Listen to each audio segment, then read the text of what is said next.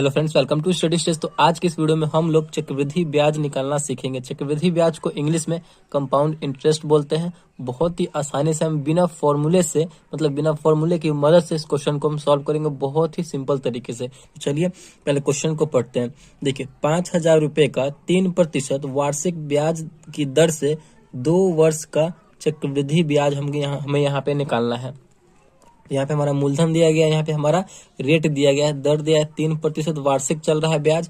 हमारा समय भी दिया गया है, कितना है तो 2 वर्ष दिया गया है। ठीक, तो इसे हम बिना फॉर्मूले की मदद से बनाएंगे। तो हमें सबसे पहले क्या करना है कि जितना साल बोला हुआ है उसको देखना है। यहाँ पे देखिए कितना साल बोला गया है, 2 साल बोला गया है। तो चक्रवृद्धि ब्याज जो है हमेशा दूसरे साल से लगना स्टार्ट होता है, पहले साल में हमेशा साधारण ब्याज ही होता है। ये आपको हमेशा ध्यान रखना है कि चक्रवृद्धि ब्याज जो है हमेशा दूसरे साल से जोड़ना स्टार्ट हो जाता है। ठीक, तो 2 साल यहाँ पे बोल रहा है, तो 2 साल बोल रहा है ना चक्रवृद्धि ब्याज के लिए, तो हमें यहाँ पे 2 लाइन ले लेना है। 2 लाइन इस प्रकार खींच लेना है। आप सोच रहे होंगे कि ये लाइन किस लिए खींचा जा रहा है, देखिए कैसे इसमें बनेगा।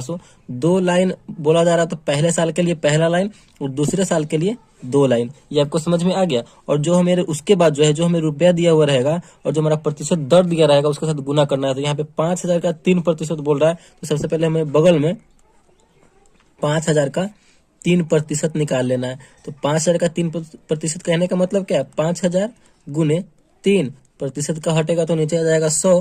तो यहाँ पे 100, 2 जीरो से 2 जीरो कैंसिल हो जाएगा। 5 में 3 से गुना करेंगे तो 5 तिया 15, जीरो है 1 जीरो, यहाँ पे 1 जीरो, यानी 5,000 का 3% कितना होगा तो 150 रुपया होगा। तो इस वाले लाइन में जो है, इस वाले लाइन में हमें ये लिखना है, 150 है तो 150।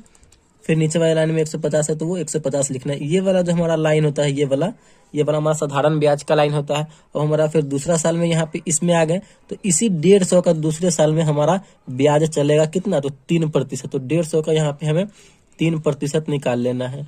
3/100, 1 जीरो से 1 जीरो कट जाएगा। यहाँ से देखिए ये भी आपस में कटने वाला है। 2 पचे 10, 3 पचे 15, 3 तिहाई 9 बटे में 2, 9/2 कहने का मतलब क्या है, 4.5 यानी 4.5। तो यहाँ पे 150 का 3% कितना हो जाएगा तो 4.5 रुपया हो जाएगा।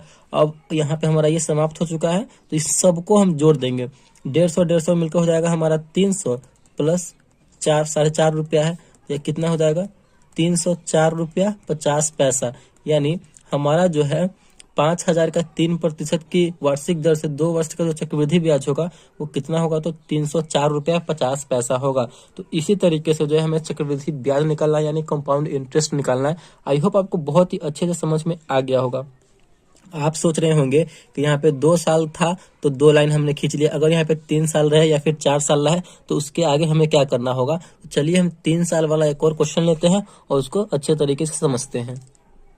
तो दूसरा सवाल हमारा है, 12,000 रुपए का 5% वार्षिक ब्याज की दर से 3 वर्ष का चक्रवृद्धि ब्याज यहाँ पे बोला जा रहा है। यहाँ पे 3 वर्ष का बोल रहा है। ठीक, जब भी चक्रवृद्धि ब्याज आपका आए तो हमें बिना फॉर्मूले की मदद से बनाना हो तो क्या करना है, सबसे पहले हमें जितना साल देखना है हमें कि कितने साल का है। जितना साल बोला जा रहा है उतना लाइन ले लेंगे। 2 साल वाले में हमने 2 लाइन लिया था, तो 3 साल वाले में हमें क्या करना है, 3 लाइन ले लेंगे।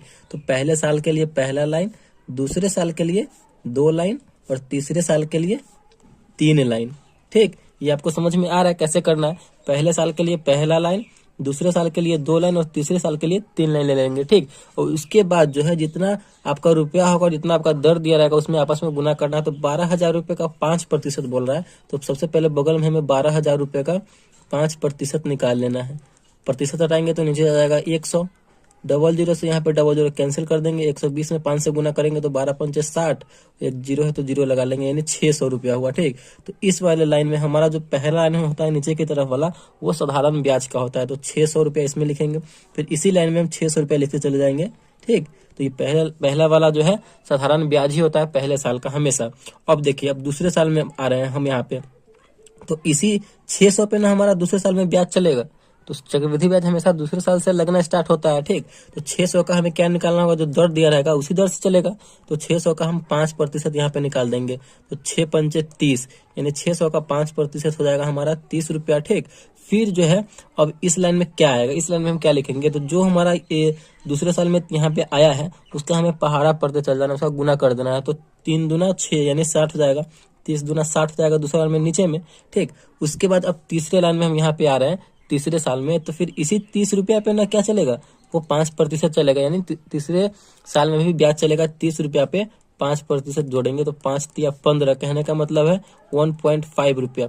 30 रुपये का 5%, 1.5 यानी 1.5 रुपया हो जाएगा। ठीक, तो यहाँ पे हमारा 3 साल का ब्याज कंप्लीट हो चुका है। अब इन सबको जो है हम सबको जोड़ देंगे, तो जोड़िए 600, 600, 1200, 600, 1800 प्लस 60 और 30 हो जाएगा मिलकर 90 प्लस 1.5 यानी 1800 और 90 और 191 यानी 1891 रुपया हो जाएगा। यहाँ पे करेंगे तो 1891 रुपया 50 पैसा हो जाएगा हमारा चक्रवृद्धि ब्याज 3 साल का।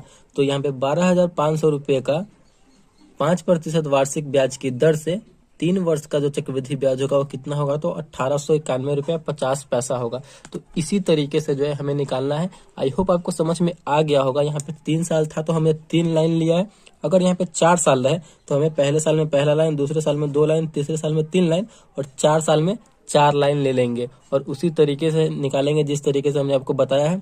तो पहले साल में हमारा क्या होता है, नीचे इस लाइन में साधारण ब्याज क्या होता है, तो जो ऊपर में लिखेंगे बिल्कुल वही नीचे लिखते चले जाना है। और इसमें जो होता है क्या होता है, इसमें पहाड़ा पढ़ते चले जाएंगे। 30 है तो 30 दूना 60, फिर यहाँ पे 30 90 हो जाएगा तीसरे वाले में, और इसका फिर प्रतिशत निकालते चले जाएंगे जितना दर दिया रहेगा।